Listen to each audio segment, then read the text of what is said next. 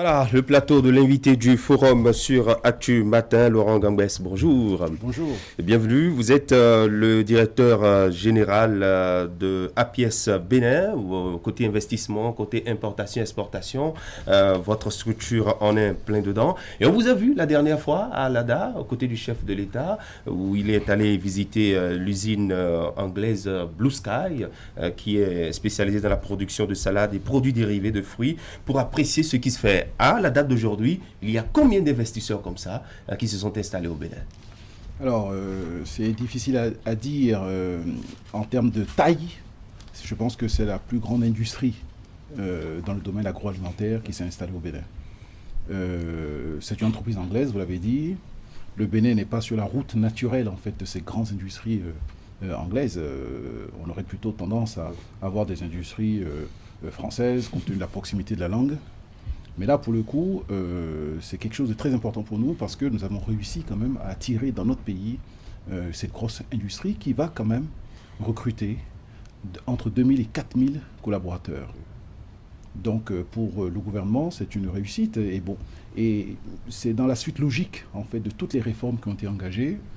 Aujourd'hui, le Bénin a la confiance des investisseurs et beaucoup se pressent dans notre pays, demandent des informations, demandent un accompagnement, et nous sommes à la tâche pour leur permettre justement de pouvoir réussir leur investissement dans le pays. Et donc, pour nous, ce n'est que la suite logique de toutes les démarches engagées depuis 1 an et demi, 2 ans, pour faire en sorte que le Bénin devienne, en Afrique, le point d'entrée essentiel des investisseurs. Le chef de l'État est quand même allé saluer cet investisseur implanté à l'ADA, compte tenu du fait que le Bénin dispose d'une zone franche industrielle. Un tel déplacement du chef de l'État n'aurait-il pas été plus symboliquement plus important, plus impactant que de faire une telle visite à une entreprise installée dans la zone industrielle? Vous savez, dans la zone industrielle, il y a un certain nombre d'entreprises, mais ces entreprises n'ont pas la taille en fait de l'entreprise Blue Sky. La ZFC est exiguë pour une telle entreprise, compte tenu de sa taille? Non, elle n'est pas exiguë. Il faut savoir que la zone franche industrielle n'existe plus. Nous avons transformé la zone franche industrielle en zone économique spéciale. Il y en aura 2 grandes zones économiques spéciales dans notre pays. La zone économique spéciale de Sem, dont vous parlez, tout à fait. Et la zone économique spéciale de Glodjigbe, qui est contiguë à l'aéroport sur 10 000 hectares. Il ne vous a pas échappé qu'il y a 3 semaines, en Conseil des ministres, la décision a été prise d'une déclaration d'utilité publique sur les 10 000 hectares contigus en fait à l'aéroport de Glodjigbe. Donc nous allons installer là-bas un hub important de développement de l'agro-industrie. Parce que vous savez bien que dans le cadre en fait, du programme d'action du gouvernement, un des leviers essentiels de transformation de notre pays, c'est l'agriculture et l'agro-industrie. C'est la raison pour laquelle nous avons installé à l'ADA, dans cette zone qui est très fertile, nous avons installé en fait des unités de production. Et donc, si je veux être très précis par rapport à votre question, nous avons réussi à faire venir cette entreprise. Vous savez, quand vous faites venir un gros, derrière, il y a des petits qui viennent, parce qu'ils se sont dit, si le gros est là, c'est que vraiment, il y a un climat qui va nous permettre en fait de faire du business. Et surtout, pour nos jeunes, à nous, pour nos entreprises, à nous, c'est l'opportunité de pouvoir faire de la sous-traitance par rapport à ces grosses industries qui s'installent chez nous. C'est la raison pour laquelle ça a été un signe. Le président a souhaité donner un signe fort de mobilisation générale pour que d'autres entreprises viennent s'installer à l'image de l'entreprise Blue Sky qui a fait confiance au Bénin en venant mettre quand même 9 millions de dollars d'investissement à l'ADA. Confiance des investisseurs, attraction, vous voulez que le Bénin soit, en fait, pas vous, le souci c'est de faire en sorte que le Bénin soit le point d'entrée des investisseurs en Afrique. Dites-nous, comment se présente aujourd'hui le climat des affaires au Bénin? Le climat des affaires, vous savez, est lié à 3 facteurs. Il faut mettre en place des textes réglementaires. Il y a la loi, et puis il y a les règlements, les décrets. Il faut mettre ça en place. Si vous ne mettez pas en place, les investisseurs ne viennent pas. Ils ont peur pour leur investissement. Premièrement, il faut mettre en place les textes. Deuxièmement, il faut mettre en place en fait des structures opérationnelles chargées de faire vivre ces textes, de manière à ce que l'investisseur, lorsqu'il vient dans votre pays, il est pris en main Un peu comme vous, votre structure. C'est nous, instrument à la disposition du gouvernement pour opérationnaliser cette politique. Donc, vous faites des textes, vous mettez en place des structures, et vous mettez en place les hommes. Parce que vous pouvez mettre en place, vous avez des textes, vous avez des structures. Si les hommes n'ont pas l'expérience, l'expertise, la compétence, parce que les investisseurs, il faut aller les chercher. Si vous attendez dans votre bureau pour qu'ils viennent, ils ne viendront jamais. Donc, il faut avoir une démarche commerciale, comme vous faites, comme tout le monde fait aujourd'hui. Il faut aller chercher là où ils sont. Et c'est ce que fait le gouvernement. Et vous voulez dire que sur ces terrains-là, le Bénin aujourd'hui est au top? Un mieux l'outil. Les tests de loi, les structures opérationnelles, et puis les hommes. Vous voulez dire que sur ces 3 niveaux-là, le Bénin a tout ce qu'il faut? Le chef de l'État a souhaité que l'Assemblée nationale se prononce sur un certain nombre de textes. Nous avons la loi sur les PPP, partenariat public-privé. Nous avons la loi sur les zones économiques spéciales, qui existe. Nous avons le Code des investissements qui a été voté la semaine dernière par l'Assemblée nationale. Ça c'est fait, c'est les textes. Nous avons, ça va passer en Conseil des ministres mercredi, demain, donc le décret sur la zone économique spéciale. Et puis, il y a les hommes, les structures, la PIEX, qui a été restructurée, on a restructuré, on a embauché de nouveaux personnels pour justement mettre en place en fait cette politique. Et puis, il y a l'expertise des dirigeants de la SPIEX qu'on est allé chercher un peu partout dans le monde. Voilà le triptyque qui permet à un pays, à un moment donné, d'être gagnant. Alors, bardé de ces lois de facilitation, d'amélioration du climat des affaires, entre-temps, son désert a fleuri, ce n'est plus désert de compétences, vous en faites sans doute partie aussi. Le Bénin est devenu, du coup, attractif, ça attire même les gros, mais c'est à quel prix pour la petite et moyenne entreprise béninoise? Mais il n'y a pas de concurrence entre la petite et moyenne. Quand Blue Sky doit autant de produits, autant de fruits, autant d'ananas. Alors, la petite entreprise, la PME béninoise qui s'investit dans également la transformation de l'ananas, est-ce qu'elle pourra toujours avoir accès au marché, pourra avoir accès à la matière première quand... Abondance de biens ne nuit pas. Oui. Vous savez, il n'y a pas de concurrence. La petite et moyenne entreprise béninoise va trouver justement dans Blue Sky peut-être un client. Il va trouver dans Blue Sky l'opportunité d'accéder à des marchés auxquels il ne pourrait pas accéder. Pour accéder à des marchés, il faut respecter des normes, il faut connaître les marchés, il faut faire des études de marché. Est-ce que les tests sont élaborés aujourd'hui de manière à protéger la PME béninoise face aux gros qui vont nous envahir? C'est vrai que nous le souhaitons. Non. Je voudrais être très clair. Je ne parle pas de protectionnisme. Je voudrais être clair. On fait souvent cette erreur dans notre pays. En matière économique, il n'y a pas, plus vous faites venir des gens, mieux c'est pour tout le monde. Oui, il n'y a pas de concurrence. Et puis, toutes les entreprises qui sont au Bénin sont des entreprises béninoises. Blue Sky, c'est Blue Sky Bénin. C'est une entreprise de droit béninois. Et les 180 personnes recrutées par Blue Sky sont à 99,99% des béninois. Donc, il n'y a pas de différence entre une entreprise béninoise et une entreprise avec des capitaux étrangers.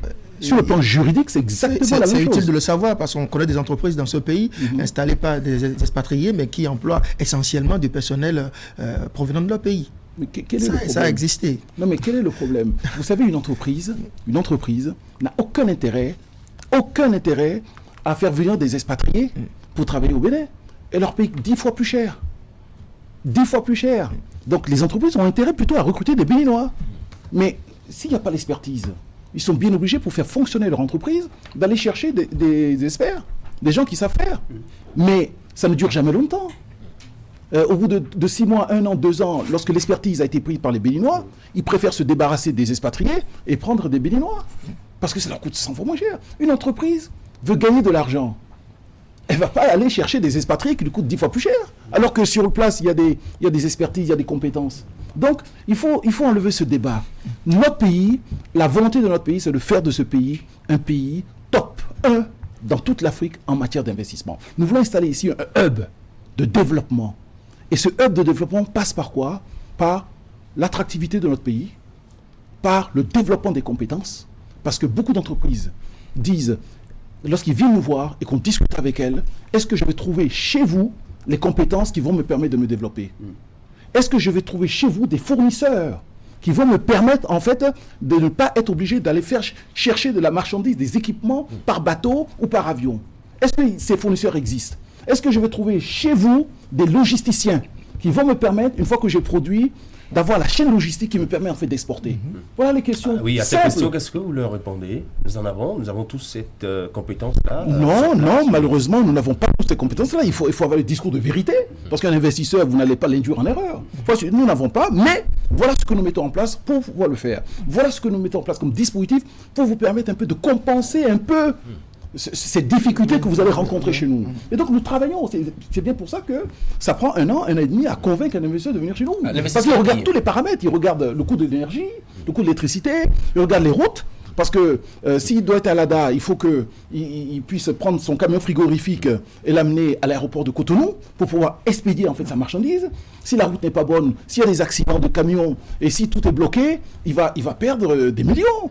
Et s'il est bloqué, il ne peut pas transporter. Vous voyez, il a des clients là-bas à satisfaire. Donc, il faut que le pays se mette en mouvement et que sur l'ensemble de la chaîne de valeur, nous faisons en sorte que des industries se créent, des entreprises béninoises se créent pour pouvoir servir ces investisseurs. Donc, c'est une excellente chose pour l'investisseur étranger qui vient au Bénin aujourd'hui, est-ce qu'il y a des facilités qui lui sont offertes pour aujourd'hui lui permettre de bien s'installer? Mais vous savez, que ce soit étranger ou béninois, c'est exactement la même chose. Oui. Une entreprise béninoise qui demande d'avoir le code des investissements, mais il bénéficie du code des investissements. Une entreprise béninoise qui veut s'installer dans une zone économique spéciale, il bénéficiera des avantages de la zone économique spéciale. Oui. Dites-nous quel est le rapport temps, c'est pas, et puis coût, dites-nous. Vous savez, il y a plusieurs régimes. Si vous voulez être au code des investissements, eh bien, vous avez la possibilité, en fait, d'être exonéré d'impôts sur les sociétés pendant 5 ans, 7 ans ou 9 ans, en fonction du montant de l'investissement et en fonction de la zone où vous mettez votre investissement. Si vous ne voulez pas être au code des investissements, vous voulez dans une zone économique spéciale, là, vous êtes exonéré de tout. Vous ne payez rien. Vous venez dans le pays, vous installez votre industrie, vous ne payez rien. Vous payez juste les salaires. Parce que nous, ce qui nous intéresse, c'est que les jeunes... vous soyez là, exactement, créer de l'emploi. Créer de l'emploi. Vous voyez, nous, ce sont les jeunes. Et ce sont les gens qui ont besoin. C'est ça qui nous intéresse. Vous savez, ils ne peuvent rien payer. Ça ne nous gêne pas. Par contre, ils créent des emplois. S'ils créent 1000, 2000, 3000, mais nous prendrons les taxes et les impôts sur les emplois. Vous voyez? Et à un moment donné, au bout de 10 ans, ils sont chez nous, on pourra mettre des impôts. Ils sont déjà installés. Le rêve aussi avec l'installation Blue Sky, c'est de faire manger à des consommateurs européens des fruits du jour provenant d'Alada. Comment ça va se faire? Comment ça va se faire en 24 heures, à ce qu'il paraît? Mais vous savez que le Bénin va nourrir l'Europe par la qualité de sa production, par la qualité de ses fruits. C'est extraordinaire. Le président de la République avait dit je vais révéler le Bénin au monde. Dans le domaine agricole, dans le domaine de l'agro-industrie, toutes les productions qui seront, ce sera produit au Bénin. Et ça sera, vous allez en France à Monoprix, vous allez chez Carrefour, vous verrez en fait tous ces produits-là, produits au Bénin, Blue Sky. Quelle fierté pour notre pays. Et donc tout ça, c'est le fruit du travail en fait du gouvernement et des parlementaires, parce que c'est quand même les parlementaires qui votent les lois. Et donc c'est le fruit d'une stratégie, d'une volonté, d'une vision. Et c'est exactement ce que nous sommes en train de mettre en place. Une petite dernière, oui, Christian. Alors, depuis que vous êtes à la tête de la pièce, combien d'entreprises ont déjà été créées au Bénin? Vous savez, chaque année, il y a au moins 16% de plus d'entreprises qui se créent. Aujourd'hui, pour créer une entreprise au Bénin, c'est 2 heures maximum. Je mets au défi quiconque de me dire que c'est 15 jours, 3 semaines, 1 mois. C'est 2 heures. Vous voulez créer votre entreprise, vous allez à la pièce, c'est 2 heures maximum. Dans 15 jours, je vous l'annonce, ça sera 8 minutes. Pour créer son entreprise au Bénin. On peut toujours en créer autant qu'on veut, comme avant, c'est-à-dire quoi? Je crée une entreprise, ça ne marche pas, je l'abandonne, j'en crée une autre. Je veux dire, c'est pas un jeu de passe-passe. Vous créez votre entreprise, vous savez, une entreprise a une vie, c'est une personne morale. Il faut la faire mourir d'abord. Vous la créez, il faut la faire mourir pour en créer une autre. Ça ne pose aucune difficulté. Vous savez, aux États-Unis, on crée des entreprises tous les jours. C'est pas une difficulté. Ce qui est important pour nous, c'est que lorsque les gens créent des entreprises, l'entreprise, ça marche. C'est ça qui est important pour nous. Oui, justement, il y a beaucoup d'entreprises qui sont créées, mais aujourd'hui, combien vivent? Mais vous savez, vous pouvez créer des entreprises, Si le dirigeant n'est pas dynamique, si le dirigeant n'a pas un marché, si le dirigeant ne va pas, par exemple, il y a Bouscaï qui s'installe, il se dit, tiens, je vais peut-être aller voir avec des producteurs, je vais peut-être créer une production pour vendre à Bouscaï. Bouscaï achète. Vous savez, 25 tonnes de salade de fruits par jour. Vous savez, il faut 75 tonnes de fruits pour faire ça. Et ça, c'est tous les jours. Donc, vous voyez, ça crée énormément d'opportunités. Énormément d'opportunités. Donc, aujourd'hui, au Bénin, je vous l'annonce, l'année dernière, en 2019, nous avons créé 28 000 entreprises. 28 000 entreprises, en croissance de 16%. Et chaque année, depuis 2016, ça monte. Ça veut dire quoi? Lorsque ces entreprises sont créées, vous savez que les gens payent des impôts. Vous voyez, la TPS, les gens payent la TPS. Et donc, ça veut dire que l'espérance de gain qu'ils ont est supérieure à l'impôt qu'ils vont payer. C'est ça le plus important. C'est que la jeunesse de notre pays a envie de créer. Allez faire un tour à la PIEX. Vous savez, nous avons un nouveau siège. Allez faire un tour à la PIEX. Vous verrez la queue qu'il y a. Il y a cette envie, cette volonté, ce dynamisme de la jeunesse. Il ne faut pas les décevoir. Il faut faire en sorte que des entreprises viennent. C'est parce que des entreprises viennent que eux, avec leur entreprise, ils pourront sous-traiter dans un premier temps avant de devenir des plus gros. C'est comme ça que l'économie marche. Merci beaucoup, Laurent Gangbès. On rappelle que vous êtes le directeur général de l'APIEX. Vous étiez sur ce plateau pour nous parler de l'investissement, de la promotion de l'investissement au Bénin, faire un état des lieux. Merci beaucoup d'avoir répondu présent à notre invitation et merci d'être passé à vous également, André Dossa et Herman Anyambossou. Merci.